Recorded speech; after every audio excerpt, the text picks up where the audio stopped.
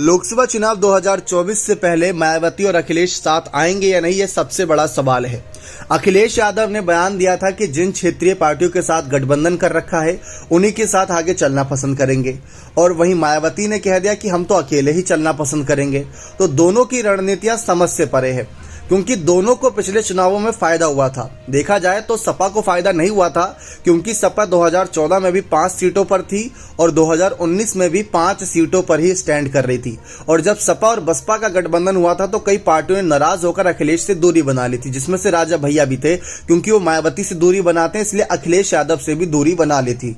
लेकिन इन सब के बीच चर्चा इस बात की है कि मायावती की पार्टी को तो बड़ा फायदा हुआ था पिछले लोकसभा चुनाव में सपा के गठबंधन का, तो इस बार क्यों अलग हो रही है? क्या बीजेपी उन पर दबाव बना रही है? क्या बीजेपी की चालों से डर गई है? जो सीबीआई, ईडी और तमाम जांच एजेंसियों की जांच विपक्षी पार्टियों पर होती, इसी वजह से क्या मायावती ने अकेले यहां रहने का फैसला किया? तो कई सवाल इस मामले पर खड़े हैं, उन सवालों का जवाब आपको दे दें।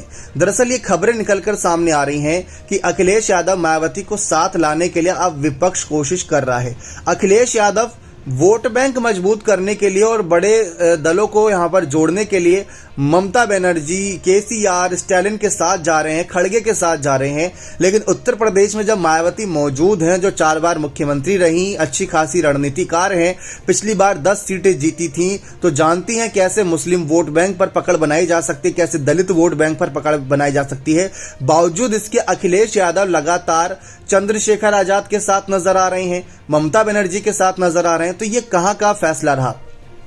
ओपी राजभर ने भी तो यही बात करी कि मायावती और अखिलेश को साथ आ जाना चाहिए, जिससे जो मुस्लिम वोट बैंक है ना वो एक साथ आ जाए, अलग अलग ना जाए, क्योंकि योगी सरकार भी कुछ मुस्लिम प्रत्याशी को भी उतार रही है। लेकिन मायावती की पार्टी को लेकर कहा जाता है कि मुस्लिम प्रत्याशी और मुस्लिम वोटर्स यहां पर सुरक्षित रहते हैं। दलित वोट बैंक की भी राजनीति मायावती के पास है, लेकिन ग्राफ गिरता जा रहा है। तो या तो अखिलेश यादव की यह रणनीति है कि मायावती को पूरी तरीके से बर्बाद कर दिया जाए, या तो ये रणनीति है कि इनको साथ लाके इनका जितना ज्यादा वोट बैंक अपने पास लाया जा सके वो कोशिश की जाए। लेकिन 2024 के चुनाव में दोनों ने अलग रहने का फैसला किया है। गठबंधन को लेकर बार बार खबरें सामने आ रही है कि दोनों दलों को साथ आ जाना चाहिए, जिससे फायदा मिले। लेकिन इस बार समाजवादी पार्टी के सपा अध्यक्ष अखिलेश यादव की शायद आंखें खुल गई हैं, क्योंकि चाचा शिवपाल ने भी कुछ बातें बताई होंगी, और वहीं डिंपल यादव भी बार बार कह चुकी हैं कि मायावती तो बीजेपी के लिए काम कर रही है, हमारे लिए नहीं, विपक्ष के लिए नहीं।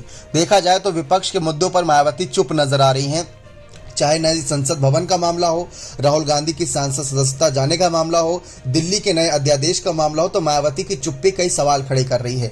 तो मायावती तो विपक्ष का ही साथ नहीं दे रही, क्या सचमुच मायावती से बीजेपी का साथ दे रही है? वैसे तो अभी सरकारी मशीनरी के दुरुपयोग पर ही मायावती ने कई सवाल खड़े कर दिए। तो आपको क्या लगता है कि क्या मायावती और अखिलेश अगर साथ आते हैं तो क्या सचमुच बीजेपी को इस बार 40-50 सीटों पर उत्तर प्रदेश में रोका जा सकेगा? अपनी राय कमेंट सेक्शन में जोड़ दीजिएगा। बहुत बहुत धन्यवाद।